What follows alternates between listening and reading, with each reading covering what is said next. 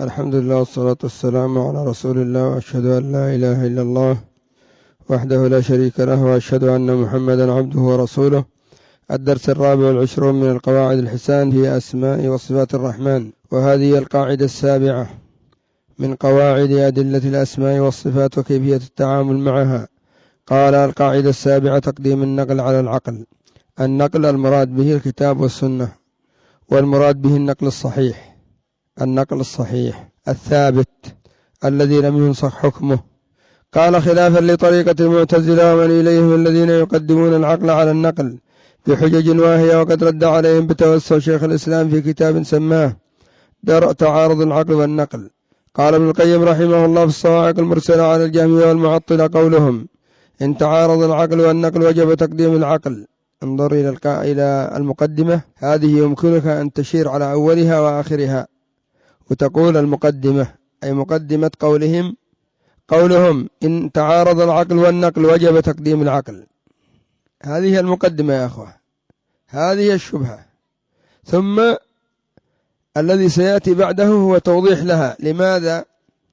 لماذا قالوا يجب تقديم العقل؟ قالوا لأنه لا يمكن الجمع بينهما. إذا وجد دليلان بينهما تعارض قد لا يمكن الجمع بينهما ولا إبطالهما، يعني لا يبطلان سويا، لأن النقل دليل والعقل دليل، ولا تقديم النقل. وهذا قول باطل منهم، لأن العقل أصل النقل. نحن عرفنا صحة النقل بالعقل، قالوا فإذن العقل هو المقدم دائما، ستنقلب عليهم. نقول العقل قد دلكم على أن النقل هو الثابت وهو الحجة، فكيف الآن تذهبون إلى رده؟ هذا طعن في عقولكم، وهو أصل النقل، فلزم بطلان النقل، فيلزم من تقديم النقل بطلان العقل والنقل، فتعين القسم الرابع وهو تقديم العقل. فهذا الطاغوت أخو ذلك القانون، فهو مبني على 3 مقدمات. الأول ثبوت التعارض بين العقل والنقل، وهذا قد لا يسلم لهم. هذا لا يسلم لهم أن هناك تعارض بين العقل والنقل. الرحمن على العرش استوى، ما هو التعارض؟ ما هناك تعارض، فإن العلو كمال والدليل النقلي يدل عليه، إذا لا تعارض. لكن إذا ثبت التعارض عند ذلك تذهب في الجمع بين الأدلة. الثاني انحصار التقسيم في الأقسام الأربعة التي ذكرت فيه. الثالثة بطلان الأقسام الثلاثة ليتعين ثبوت الرابع. يعني هذا كلام شيخ الإسلام ابن القيم رحمه الله، وهو مستفيد من شيخ الإسلام ابن تيمية رحمه الله، يبين أن قولهم إذا تعارض العقل والنقل وجب تقديم العقل قول فاسد، لأنهم بنوا هذا القول الفاسد. أولا قالوا لا يمكن الجمع بين الدليلين. كيف لا يمكن ونحن قد نجمع بين دليلين من القرآن والسنة؟ ألسنا نجمع بين قول الله عز وجل الرحمن على العرش استوى، وبين قول الله عز وجل وهو معكم أينما كنتم ونحن أقرب إليه منكم فإني قريب؟ هو الأول والآخر والظاهر والباطن، ونجمع بينهما ولا تعارض ولا إشكال. هو الظاهر على عرشه، وهو الباطن وهو في علوه، لا تعارض. وقد أشفى شيخ الإسلام في هذا الباب بما لا كأنه لا مزيد عليه، وبين بطلان هذه الشبهة، وكسر هذا الطاغوت في كتابه الكبير. ونحن نشير إلى كلمات يسيرة هي قطرة من بحره يتضمن كسره ودحضه، وذلك يظهر من وجوه. الوجه الأول: إن هذا التقسيم باطل من أصله، والتقسيم الصحيح أن يقال إذا تعارض دليلان سمعيان قرآن وسنة، أو عقليان أو سمعي وعقلي، فإما أن يكونا قطعيين، يعني لا مناص من القول بهما، وإما أن يكونا ظنيين، يعني يحتملان أحد القولين، وإما أن يكون أحدهما قطعيا والآخر ظنيا. فإما القطعيان فلا يمكن تعارضهما البتة، لا يمكن أن يتعارض دليل قطعي مع دليل قطعي في الأقسام الثلاثة، لأن الدليل القطعي هو الذي يستلزم مدلوله قطعا، فلو تعارض لزم الجمع بين النقيضين، وهذا لا يشك فيه أحد من العقلاء. وإن كان أحدهما قطعيا والآخر ظنيا تعين تقديم القطعي، سواء كان جميعا ظنيين صرنا نعم، والآخر ظنيا تعين تقديم القطعي، سواء كان جميعا ظنيين صرنا إلى الترجيح، ووجب تقديم الراجح منهما سمعيا كان أو عقليا، فهذا تقسيم واضح متفق عليه مضمونه بين العقلاء. انتهى. يعني كلام ابن القيم يقول أن قولكم إذا تعارض العقل والنقل وجب تقديم العقل كلام غير صحيح، لكن نحن نقول إذا تعارض العقل والنقل فننظر هل يمكن الجمع بين الدليلين العقلي والنقلي أم لا يمكن. فإن كان الجمع فالحمد لله، الدليل الصحيح العقلي لا يخالف الدليل الصحيح النقلي. وعندنا نقول الدليل الصحيح العقلي ليس معنى ذلك أن العقل مشرع، لكن العقل الصحيح لا يمكن أن يتعارض مع النقل الصحيح، لا يمكن. الرحمن على العرش استوى، لا يمكن أن تجد مسلم موحد منقاد لكتاب الله وسنة رسوله ثم يقول لك لا هذه الآية ما هي صحيحة، أو هذه الدلالة غير صحيحة. الرحمن على العرش استوى، الرحمن على العرش استوى، كلمة واحدة. لا تجد سنيا في العالم يخالف هذا الأصل، لكن هم جعلوا استوى بمعنى استولى، ثم قالوا لا يعقل أن يكون على العرش، سيكون محدود على محدود، سيكون محتاج، سيكون كذا محصور، سيكون في حيز، شبه أتوا بها. فقالوا إذن العقل ينفي أن يكون على العرش، وإنما المراد بعلى العرش أنه فوق العرش، يعني قدرا. وكذلك في باب الصفات، وهذا قول باطل. قال شيخ الإسلام رحمه الله في درء تعارض العقل والنقل وجماع الأمر أن الأدلة نوعان شرعية وعقلية، فالمدعون لمعرفة الإلهيات بعقولهم من المنتسبين إلى الحكمة والكلام والعقليات. يقول من يخالف نصوص الأنبياء منهم إن الأنبياء لم يعرفوا الحق الذي عرفناه، أو يقولون عرفوه ولم يبينوه للخلق كما بيناه. والمقدمة الأولى فاسدة. كيف لم يعرفوا الحق الذي عرفه هؤلاء المتأخرون، مع أن الأنبياء الحق يأتيهم من الله بالوحي؟ والقول الثاني أيضا باطل، عرفوه ولم يبينوه. يا أيها الرسول بلغ ما أنزل إليك من ربك، بل تكلموا بما يخالفه من غير بيان منهم. والمدعون للسنة والشريعة وأتباع السلف من الجهال بمعاني نصوص الأنبياء يقولون إن الأنبياء والسلف الذين اتبعوا الأنبياء لم يعرفوا معنى هذه النصوص. هذا الطعن الثالث. الطعن الأول أن الأنبياء لم يعرفوا الحق، الطعن الثاني أن الأنبياء عرفوه ولم يبلغوه، الطعن الثالث أن أتباع الأنبياء إما أنهم قصروا في فهم الحق وإما أنهم قصروا في البلاغ، وكل باطل. قال إن الأنبياء والسلف الذين اتبعوا الأنبياء لم يعرفوا معنى هذه النصوص التي قالوها والتي بلغوها عن الله، أو إن الأنبياء عرفوا معانيها ولم يبينوا مرادهم للناس. فهؤلاء الطوائف قد يقولون نحن عرفنا الحق بعقولنا ثم اجتهدنا في حمل كلام الأنبياء على ما يوافق مدلول العقل. إذن هم ليسوا متبعين لكلام الأنبياء. هذا طعن في عقولهم، طعن في عقولهم، حيث تركوا الأخذ بكلام الأنبياء وذهبوا إلى ما في عقولهم، ثم ينظرون في كلام الأنبياء، فما وافق العقل أخذوه والباقي يطرحوه. هذا ما هو دين. الدين أن تأخذ بالكتاب والسنة. أنتم معي يا أخوة؟ لو أن واحد قال أنا سأعرض القرآن على ما في عقلي، فما وافق عقلي من القرآن قبلته، وما خالف عقلي طرحته، هذا مسلم ولا غير مسلم؟ لا يكون مسلم.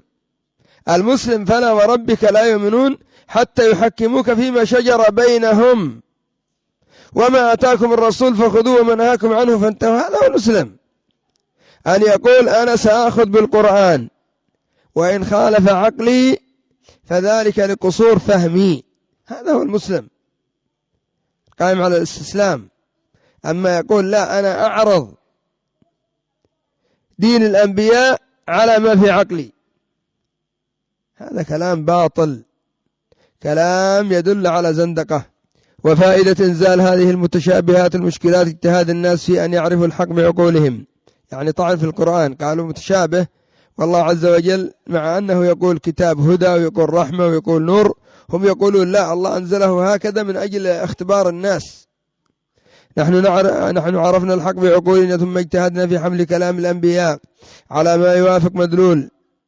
أو نعود، يقولون وأتباع السلف من الجهال بمعاني، نعم، والمدعون للسنة والشريعة وأتباع السلف من الجهال بمعاني نصوص الأنبياء يقولون إن الأنبياء والسلف الذين اتبعوا الأنبياء لم يعرفوا معنى هذه النصوص التي قالوها والتي بلغوها عن الله، أو إن الأنبياء عرفوا معانيها ولم يبينوا مرادهم للناس. فهؤلاء الطوائف قد يقولون نحن عرفنا الحق بعقولنا ثم اجتهدنا في حمل كلام الأنبياء على ما يوافق مدلول العقل.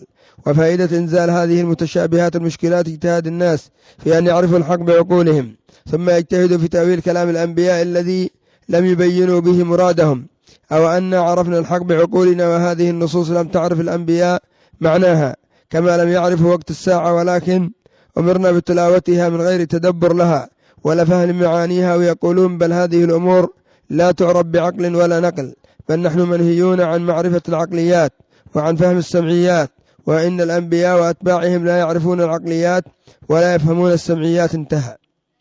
يعني طعنوا سبحان الله، جعلوا من أنفسهم يعني أزكى عقولا، وجعلوا من أنفسهم أعلم بالسمعيات، وطعنوا في الأنبياء بأنهم أضعف عقولا وأنهم لم يفهموا السمعيات كما فهمها هؤلاء. تلك إذن قسمة ضيزى.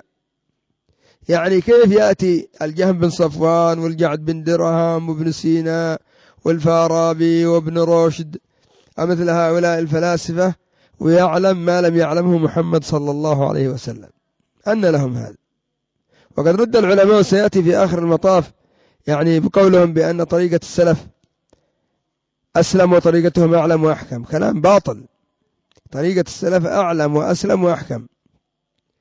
قال ابن القيم رحمه الله في الصواعق المرسلة في الرد على الجهمية والمعطلة: إن تقديم العقل على النقل يبطل كون القرآن آية وبرهان على صحة النبوة، والمقصود أن الله سبحانه تمم الدين وأكمله بنبيه وما بعثه به، فلم يحوج أمته إلى سواه، فلو عارضه العقل وكان أولى بالتقديم منه لم يكن كافيا للأمة ولا كان تاما في نفسه.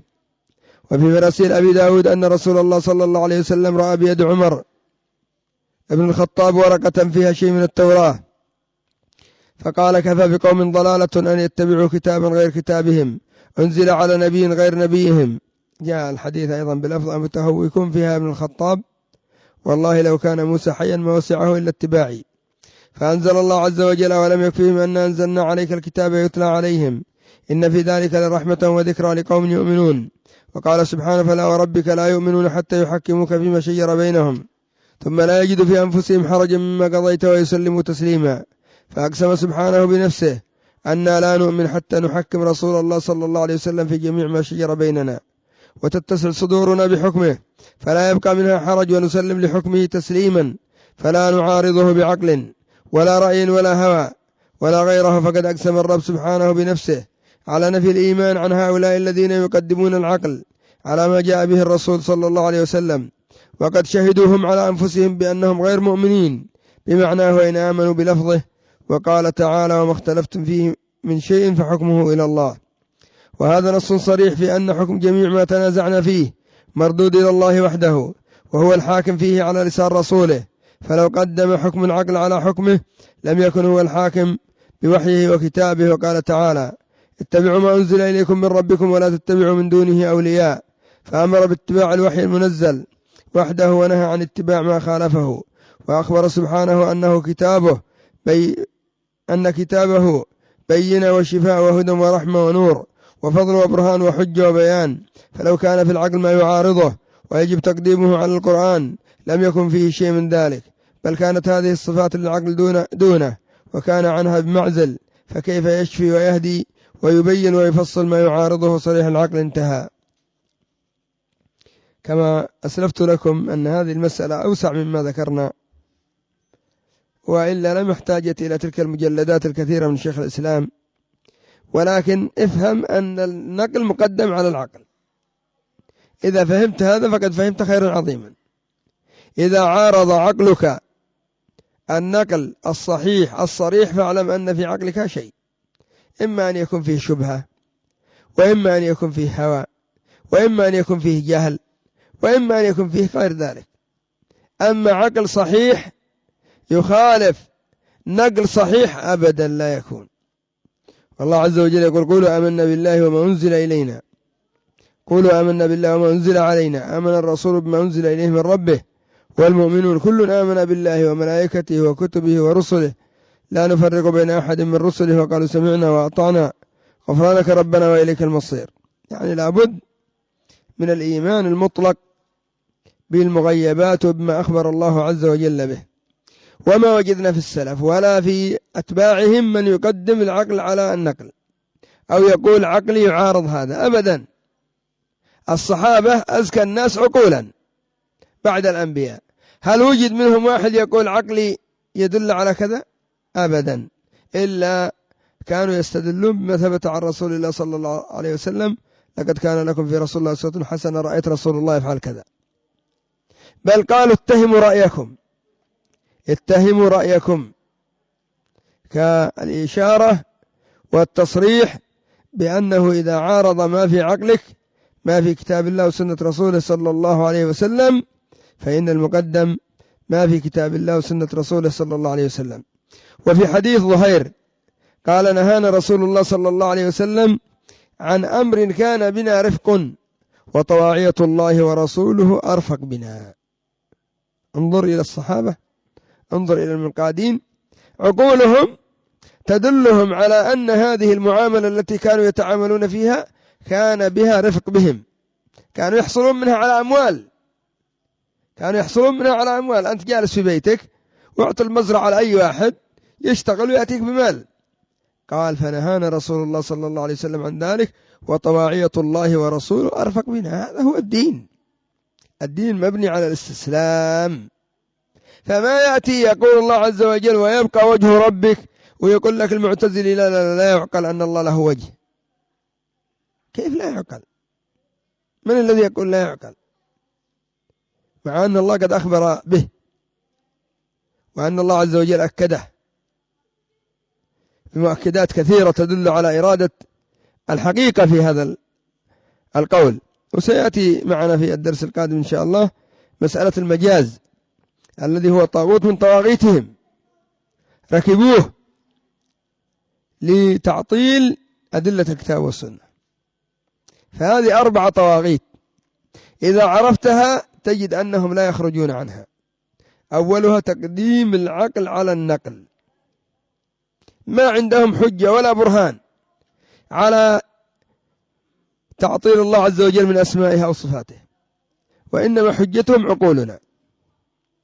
أولا عقولهم هل تتفق كلها على هذا الأمر؟ لا، تجد عقل المعتزلي غير عقل الجهمي، غير عقل الباطني، غير عقل الأشعري، غير عقل السالمي، غير عقل الماتريدي، غير عقل الكلابي، كل منهم عقله جاء بشيء. الجهمية عقولهم قالت لا أسماء ولا صفات لله عز وجل. المعتزلة قالت عقولهم لله الأسماء وينزه عن الصفات. الأشاعرة قالت عقولهم لله أسماء و7 من الصفات وينفى بقية الصفات. وهكذا قاربهم كثير من الطوائف. إذن هذا الاختلاف يدل على فساد في عقولهم، ولو كان من عند غير الله لوجدوا فيه اختلافا كثيرا. أما أهل السنة والجماعة قولهم واحد في جميع البلدان في جميع الأزمان، وإن اختلف مشايخهم واختلفت الكتب التي يتلقون منها، إلا أن قولهم واحد: أن الله موصوف بما وصف به نفسه في كتابه ومسمى بما سمى به نفسه في كتابه، وهكذا موصوف بما وصفه به رسول الله صلى الله عليه وسلم ومسمى بما سماه به رسول الله صلى الله عليه وسلم. إذا وقع شيء في العقل فهو لفساد العقل. الآن هم لماذا يقولون لا يسمع؟ الجهمية قالوا إذا قلنا يسمع شبهناه بالموجود. نقول أنت إذا قلت لا يسمع شبهته بالعمود، أيهما أكمل؟ الموجود الذي يسمع أم العمود الذي لا يسمع؟ أيهما أكمل يا أخوة؟ موجود يسمع أو موجود لا يسمع؟ الموجود الذي يسمع. إذن كيف تعطلون الله عز وجل من صفة كمال وتنسبونه إلى صفة نقص؟ بهذا تعلم فساد القوم وضلال القوم. أيضا لما يقولون بأن الله في كل مكان، عقولهم تدلهم على أن الله في كل مكان، يلزم أن الله يزيد وينقص ويداس، يكون في الحشوش، في الخطوط، أشياء كثيرة، أشياء كثيرة قد لا يلتزمونها إذا علموها. مرة من المرات كنت في تنزانيا وركبت مع صاحب سيارة، فقلت له: أين الله؟ قال: الله في كل مكان. فذكرت له بعض الأدلة فأبى أن يأخذ بها، أبى أن يأخذ بالأدلة وجعل يعارض. فمشينا قليلا وجدنا بيارة كبيرة، فقلت له: الله هنا؟ فغضب والسيارة كادت أن تنقلب بنا، لأنه صحيح نزه الله، ما مسلم يقول بأن ربه في البيارة، يعني حتى ولو قال الله في كل مكان لو قلت له الله تحتك يقول لا، يغضب، إلا أن يكون قد توقل في التجهم وفي الباطنية وغير ذلك، وإلا بالنسبة للعوام يتنكرون لهذا. فقلت له: أنت تقول بأن الله هنا، أنا أقول لك الله في السماء والدليل كذا وكذا وكذا، وأنت تقول الله في كل مكان، إذن الله هنا. فعند ذلك اقتنع على أن الله في السماء. فالشاهد أن التي يسمونها أدلة عقلية ما هي أدلة عبارة عن وساوس شيطانية أو عبارة عن شبهات تلقوها من أرباب علم الكلام المذموم الذي هو من أشأم العلوم على الأمة الإسلامية، من أشأم العلوم على الأمة الإسلامية علم الكلام، وكان ظهوره في أواخر الدولة الأموية، وكذلك اشتد ظهوره في الدولة العباسية، حتى قال الشافعي: حكمي في أهل الكلام أن يضربوا بالجريد والنعال، يضربوا ضربا ويطاب بهم بالأسواق، ويقال هذا جزاء من ترك كتاب الله وسنة رسوله، كما قال رحمه الله. فالشاهد أن القاعدة عندنا في أي مسألة علمية أو عملية، في أي مسألة من العبادات أو الاعتقادات، تقديم النقل على العقل. إذا رأيت تعارضا بين عقلك وبين النقل، من يتهم؟ نحن نتكلم عن النقل الصحيح، يتهم العقل، يتهم العقل. وأما النقل الصحيح لا يمكن أن يتعارض مع العقل الصحيح. إذن اتهم عقلك، إما أن يكون عندك جهل، إما أن يكون عندك شبهة، إما أن يكون عندك شيء مما قد صرفك عن القول الحق في هذه المسألة، والله المستعان، والحمد لله رب العالمين.